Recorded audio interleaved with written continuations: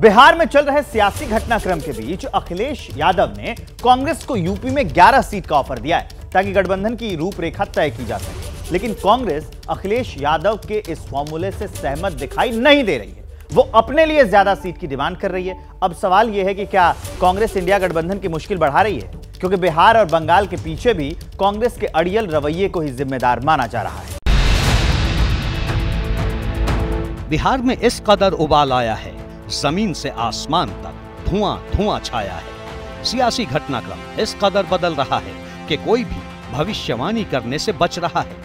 राजनीति में कोई दरवाजा परमानेंट बंद नहीं होता है, आवश्यकता अनुसार दरवाजा खुलता रहता है और बंद होता रहता है। केंद्रीय नेतृत्व जो है और योग्य निर्णय लेगा, और पार्टी का केंद्रीय नेतृत्व जो निर्णय लेगा हम लोग उस निर्णय का समर्थन करेंगे। इस सरकार की बुनियाद में हमारे राष्ट्रीय अध्यक्ष और तेजस्वी जी और नीतीश कुमार जी का उस सरकार के गिराने के बारे में कभी हम सोच सकते हैं क्या? विधायकों ने एकजुट स्वर में कहा कि आप माननीय राष्ट्रीय अध्यक्ष जी जो निर्णय लेना चाहते हैं ले लें। जाहे विधि राखे राम ताही विधि रहिए, जाहे विधि राखे राम ताही विधि रहिए।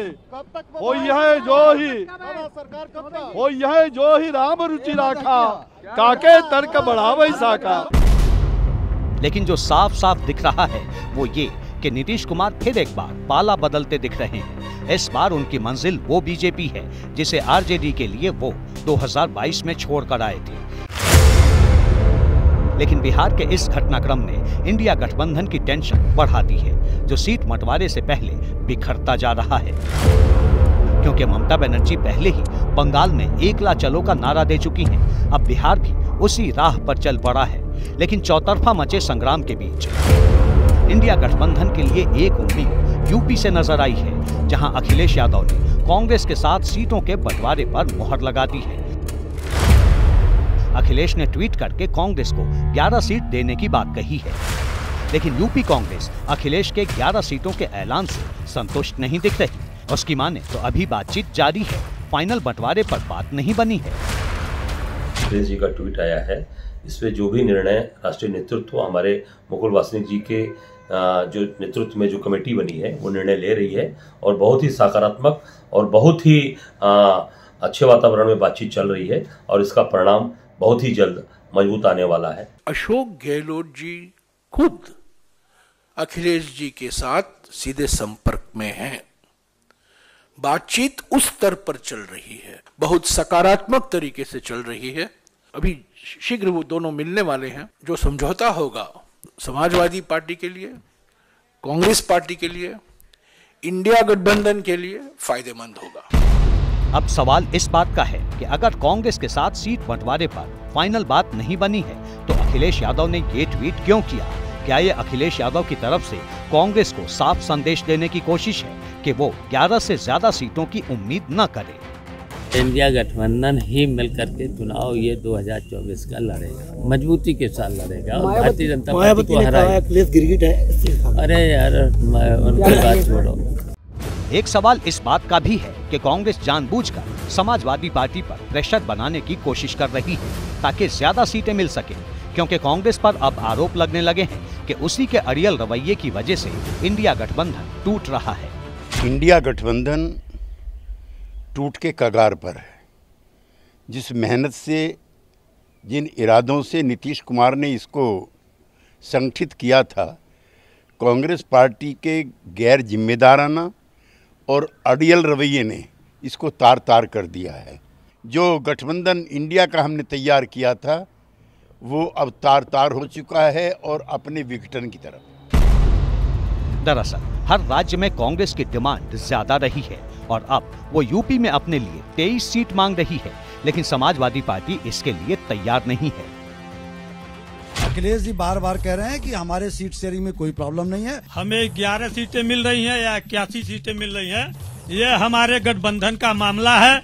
हम लोगों ने तय कर लिया है, बहुत जोरदारी से उत्तर प्रदेश के अंदर गठबंधन चुनाव लड़ेगी। सीट शेयरिंग हमारा आपसी मामला है, हम 11 पे लड़े या 81 पे लड़े, हम लोगों के बीच में कोई मतभेद नहीं।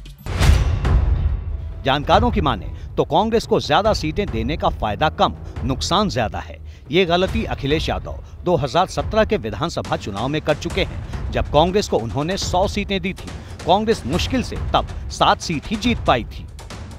2017 में यूपी के 2 लड़के आए तो 7 पे पहुंचा दिए, और 22 में आए तो लड़की हूं लड़ सकती हूं, डिम्पल जी आई तो 2 पे पहुंचा दी।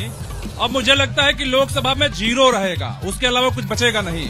इंडिया गठबंधन है कहां? उत्तर प्रदेश में है नहीं, बिहार में है नहीं, बंगाल से भगा दिया गया, पंजाब में है नहीं, दिल्ली में है नहीं, हिमाचल में है नहीं, जम्मू कश्मीर में है नहीं, तो दक्षिण में कितना सीट मिलेगा आप प्रधानमंत्री बन जाएंगे? दरअसल यूपी में कांग्रेस का जनाधार तेजी से गिर रहा है।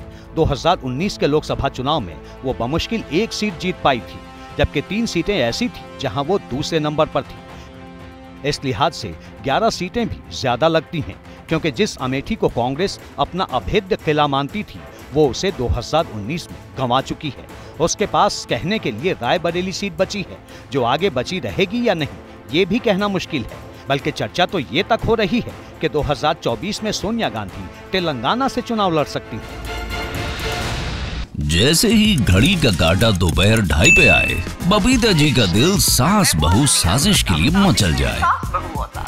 और ये है इनकी बहू, पूरे दिन ऑफिस की टेंशन हो जाए गॉन जब ये करें अपना फेवरेट शो फ्री टाइम पे ऑन। इनकी तरह आप भी देखिए अपना फेवरेट शो अपने टाइम पर और डाउनलोड कीजिए एबीपी लाइव ऐप अपने स्मार्ट टीवी पर।